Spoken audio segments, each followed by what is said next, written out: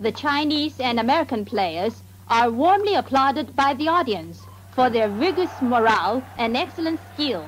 Welcome to Watch Mojo, and today we're looking at small blunders, accidents, or unintentional actions that reshape the world for good and for ill. So that's the mixture that's in the Promethean match heads. Right. This is some sulfuric acid, and this is what happens when they get together. Oh, wow. A mistake created a Christmas classic. What is it you want, Barry? What do you want? You want the moon? Just say the word and I'll throw a lasso around it and pull it down. Hey, that's a pretty good idea. Sometimes the best holiday miracles come from paperwork gone wrong. Upon its release, It's a Wonderful Life had bombed at the box office and was largely forgotten. Then a minor clerical error changed everything. Nearly 30 years after it came out, in 1974, Republic Pictures forgot to renew the film's copyright. That error placed the film into the public domain decades early. Have a hectic day? Oh, yeah, another big red letter day for the Baileys. TV stations eager for cheap content started airing it non-stop every December. Within a few years, George Bailey's Existential Crisis became America's favorite Christmas tradition. The studio's mistake turned one of Hollywood's flops into one of the most beloved films of all time. My mouth's bleeding, Bert! My mouth's bleeding! Zuzu's pedals! Zuzu! There they are! Bert! What do you know about that?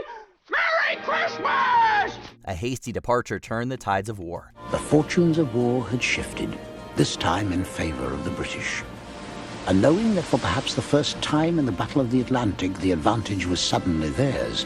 A word of advice, if you're going to abandon ship, make sure you're actually sinking first. The crew of German submarine U-110 paid dearly for this error after being subdued by a pair of British naval destroyers in May 1941. Mistaking the initial attack for a fatal blow, those aboard U-110 were ordered to surrender by their commanding officer. But they left behind something beyond valuable in the process, a functional Enigma machine. Baum and his crew had discovered the German secret weapon, a key to the success of their underwater war strategy. It was the Enigma machine itself, the encryption device that kept the secrets of the U-boats from the Allies. The British were given ample time to recover Enigma and transport it to the codebreakers at Bletchley Park, effectively tipping the scale of World War II in favor of the Allies. To add insult to injury, the destroyers intentionally dragged U-110 toward England before sinking it, ensuring that its capture would go unnoticed.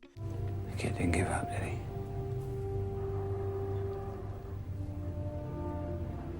Neither did you, Mr. Tom.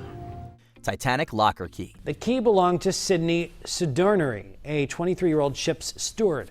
He was one of the 1,500 people who died on the passenger liner, which struck an iceberg and sank during its first trip from England to New York in 1912. The Titanic sank as a result of a series of mistakes and poor choices. Perhaps the smallest and most pivotal error happened before it even set sail for Southampton. David Blair was a watch officer reassigned off the Titanic at the last minute. In the rush to leave, he accidentally kept the key to a locker that held the lookout crew's binoculars. Without them, the men in the crow's nest had to rely on their naked eyes to scan for danger. I don't think I've ever seen such a flat calm. Like a mill pond. Not a breath of wind. It will make the bergs harder to see, with no breaking water at the base. On April 14, 1912, the Titanic struck an iceberg and sank, killing some 1,500 people. Some historians believe the iceberg might have been spotted sooner if the binoculars had been available. It was a tragedy sparked by one small, all-too-human mistake. Abandon ship! Every man for himself! A drink reshaped America's future. The night Abraham Lincoln went to Ford's Theater, he died in no small part thanks to a replacement bodyguard. John Frederick Parker was supposed to guard the president's box, but during intermission he slipped out to a nearby saloon. Booth comes into the box right as the whole theater bursts into laughter. As the crowd roars with laughter, Booth takes aim. As a result, John Wilkes Booth walked into the unguarded box and fired at Lincoln at point-blank range. Parker may have mistakenly believed that the president had released him from his duties. His dereliction cost America its leader at a critical moment in history. One man's casual decision to grab a drink may have changed the entire course of Reconstruction. If Lincoln had lived, America's future may have looked very different. A very strange thing, but Parker, the president's guard, he should have been upstairs guarding the president. He was sitting there not 10 feet from Booth. Parker, the president's coachman, the footman, they all were in here drinking. Columbus's bad math. So where do you think we are, Captain General? We have landed in the Indies, my friend. My title is now Admiral of the Ocean Sea. Christopher Columbus didn't prove the Earth was round. Most academics at the time already knew that. What he did do was miscalculate its size, badly. Using flawed maps and selective math, Columbus concluded that sailing west from Spain would lead quickly to Asia. In reality, he had underestimated Earth's circumference by nearly a third. He also had no idea that two massive continents blocked the way. It was God's divine will that the Santa Maria go aground here. Providence has chosen this site for the first permanent Christian settlement.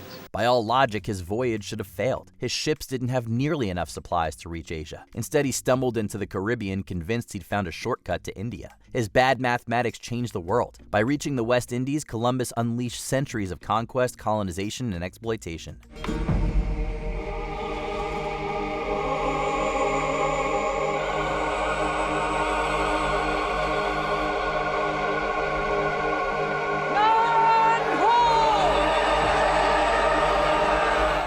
A wrong turn changed the world. Take the first left.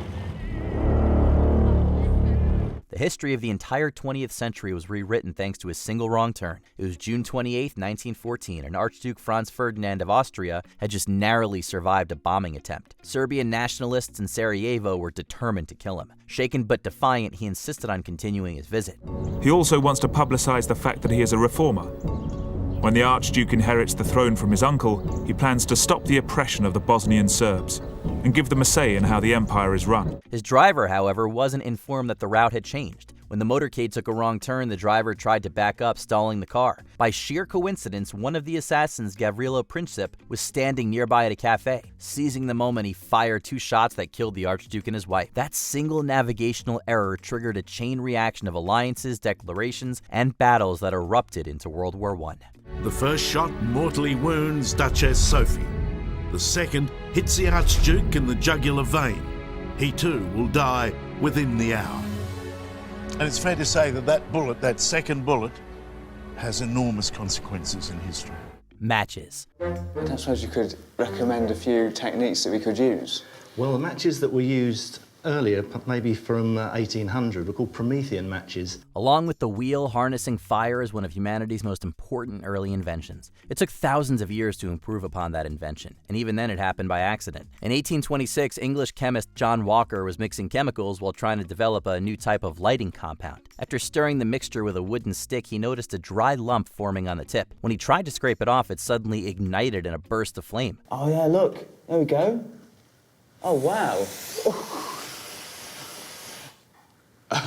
So rather more messy and harder to light than our modern matches. Walker had stumbled onto the first friction match. He began selling friction lights, and the idea spread like, well, wildfire. Walker never patented his discovery, earning nothing from the invention that literally changed how humanity sparked progress. Matches can be made in a variety of sizes, large or small. And it's amazing to think that man has harnessed one of nature's most powerful elements in a tiny box. Good job for some bright spark.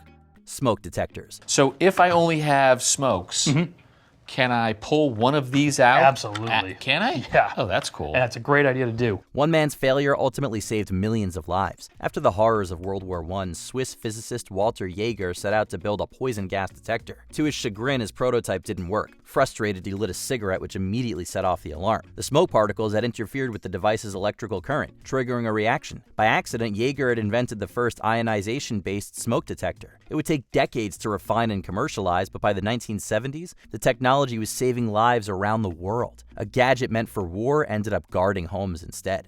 I went to every station, every battalion, every shift, and for 90 minutes or 2 hours, taught firefighters about smoke detectors, the different types, where to put them, why we needed to have them.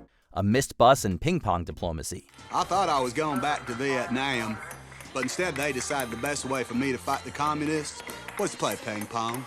So I was in the special services, traveling around the country, cheering up all them wounded veterans and showing them how to play ping pong. The road to peace began with a ping pong player missing his bus. In 1971, during a table tennis tournament in Japan, American player Glenn Cohen was forced to hitch a ride with the Chinese national team. Despite being ordered not to speak with the Americans, Chinese player Shuang Zedong disobeyed. He and Cohen sparked a forbidden friendship. By the end of the tournament, he'd offered Cohen a gift, a silkscreen portrait of China's sacred Huangshan Mountains. Winning or losing is temporary, but friendship is eternal. Following the principle of friendship first, competition second, the Chinese table tennis players, during their stay in the United States, have deepened mutual understanding with the American players through competitions and contacts.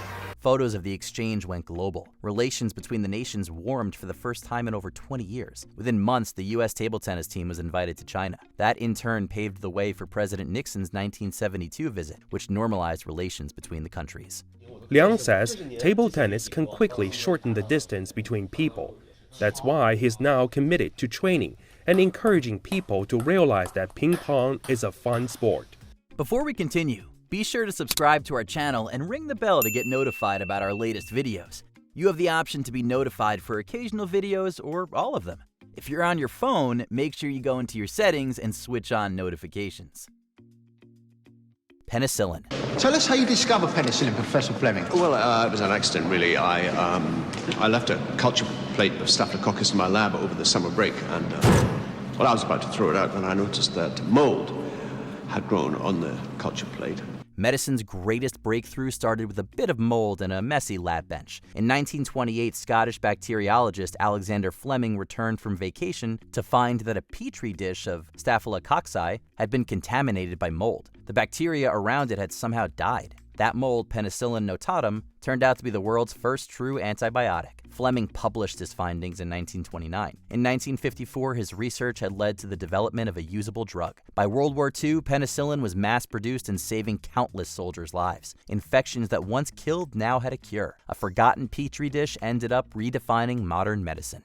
Penicillin saved countless Allied lives during World War II and won Fleming a knighthood in 1944 and in 1945 a Nobel Prize. Sir Alexander Fleming died a popular hero in 1955. What other small errors and mistakes changed the course of human history? Let us know in the comments below.